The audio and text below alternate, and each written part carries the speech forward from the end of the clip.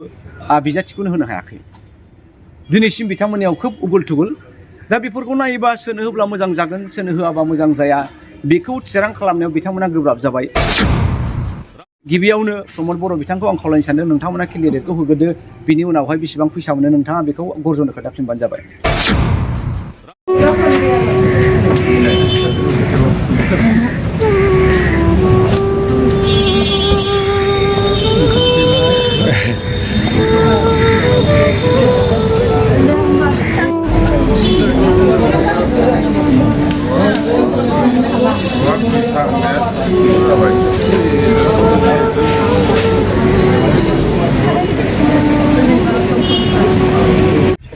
गिबियावनो आङो आसाम प्रदेश कंग्रेस कमिटिनि जानानै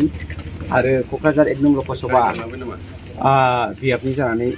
केन्डिडेट महरै बयनिसिमबो रायजो राजानिसिम आंनि खुलुमनायखौ जासिनाय खुलुमबाय नोंथांनि सोंनाय मथे नंगौ सिगांनिफ्रायनो बे क'क्राझार BPFआव आंनि नामानि लिस्टआव फैबाय थादों सिगांबो रावबो गैया उनावबो रावबो गैया आरो मैयानि AICCनि मिटिं मथे सिकिउरिटिनि मथे क'क्राझार BPFआव गर्जन मोसाहारि अर्थात आंनो फाइनाल लिस्टआव फैबाय बे खोथाखौ दिनैसिम अबसे ब्लेक एन्ड व्हाइट पेपाराव ओंखाराखै किन्तु दिल्लीनिफ्राय आरो भुपेन बरा आसाम प्रदेश कंग्रेस कमिटिनि प्रेसिडेन्ट बिथाङा आंनो फुङावहाय कंग्रेस प्रेसिडेन्टखौ जासिखाबाय जे गर्जन थिखोना नोंनि जाबाय जोङो दिनै खानि एसे दोहौ दङ बेखायनो हयथ' बेलासियाव नङाबा गाबोन लिस्टखौ होसिगोन होननानै बुंदों गतिके आङो केन्डिडेटआ कंग्रेसनिफ्राय आंनो जाबाय आरो रायजो राजानिसिम आङो खावलायदों नोंथांमोना जाहाथे कंग्रेसआ जिहेतु बाहाय धर्म निरपेक्ष बाहाय जाथि राव बासिया उन्नति आरो गोनांथिखौ लानानै जोङो एबारनि जुसखौ लादों भारतनि गणतन्त्रखौ रैखा खालामनो थाखाय भारतआदि मोनसे ससियेलिस्ट सेकुलारिस्ट मोनसे हादोर जोंनियावहाय साख्रि बाख्रिनि आंखाल जालांबाय कल कारखानानि आंखाल जालांबाय बिदा फंबायनि अनलायनायनि आब्रुथिया गैया जालांबाय बेफोरखौ लाबोफिननो फसंफिननो बे भारत स्वाधीनखौ जन्म होग्रा कंग्रेसआ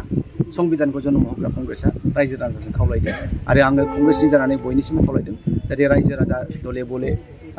कंग्रेसनो आखाइनि सावगारियाव गर्जन मोसाहारिनो भट होनानै जयजोगथ' खालामो दिनैनि दिनाव जोंनि बिसयाथ' BTC हिसाबै BTR हिसाबै बा आसाम हिसाबै जोङो ग्रास रुटआवनो आसामा दिनै one of the 5 poorest state in India आरो जोंनि उदालगुरि चिरां बाक्सा आरो क'क्राझारखौ जोङो नायोबा आरो जोंनि गरिबनि हारा गोबां दा बेनिखायनो जोंनियावहाय लामा सामाया एसे जादों BPFनि आमोलाव बेनि अनगायै डेभेलपनि जेबो राहा बिथांमोना बानायनो हायाखै दा डेभेलपनि राहा होनोब्ला जोंनो मावनानै दांनानै जानो थाखाय राहा नांगौ आरो बे मावनानै दांनानै जानायनि जोंनि गुबै राहायानो जाहैबाय आबादनि राहा दिनै आबाद फोथाराव जोंनियाव दालां स्लुइस गेट जेबो गैया आरो बिनि अनगायै जोंनो साख्रि बाख्रि मावनानै जानोबो जोंनाव बेबायदि जेबो सुबिदा गैया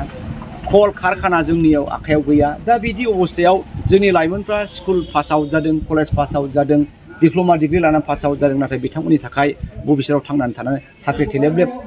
सुखि ग्रें ग्रें रायजो जानायनि जेबो सिमांखौ जों नुनो हायाखै दा बेनो 1 नाम्बार कंग्रेसनि मुद्दाया आंनि साननाया जे एबाराव जुदि रायजो राजानि अननायजों आङो MP जालाङोब्ला आङो 1 नाम्बाराव जे साख्रि बाख्रिनि अबस्थाखौ क्रिएट खालामगोन कल कारखानानि बेबस्थाखौ क्रिएट खालामगोन आरो आबादनि राहाखौ बेबस्था खालामगोन आरो हान्थामेलानि बेबस्थाखौ खालामगोन दिनैनि दिनाव सोरजों जुजिगोन एक्जाक्टलि बुंनो हाया दोहौआ BPFआनो दङ बे दोहौखौ बिथांमोना लाखिबाय थानो हायोबा निश्चय कंग्रेसनि दावहाया BPFजोंनो जागोन नाथाय नुबायदि दिनै UPPLआबो आरो BPFआबो बिजाथिखौनो होनो हायाखै दिनैसिम बिथांमोननियाव खोब उगुल थुगुल दा बेफोरखौ नायोबा सोनो होब्ला मोजां जागोन सोनो होआबा मोजां जाया बेखौ थिरां खालामनायाव बिथांमोना गोब्राब जाबाय सोरनोबा होयोबा सासेया बोराबगोन आरो सासेनो होयोबा गुबुन सासेया बोराबगोन आरो बेबायदि बोराबलायोबा बिथांमोननिया भटार्सफ्रा खोब गावगोन दा बेखायनो गिबियावनो प्रमद बर' बिथांखौ आं खावलायनो सानदों नोंथांमोना केन्डिडेटखौ होग्रोदो बिनि उनावहाय बेसेबां फैसा मोनो नोंथाङा बेखौ गर्जनो खोन्थाफिनबानो जाबाय आरो द्वितीयआवहाय BPFनि प्रधान हाग्रामा महिलारि बिथांनिसिम आं खावलायनो सानदों बिथांमोनाबो केन्डिडेटखौ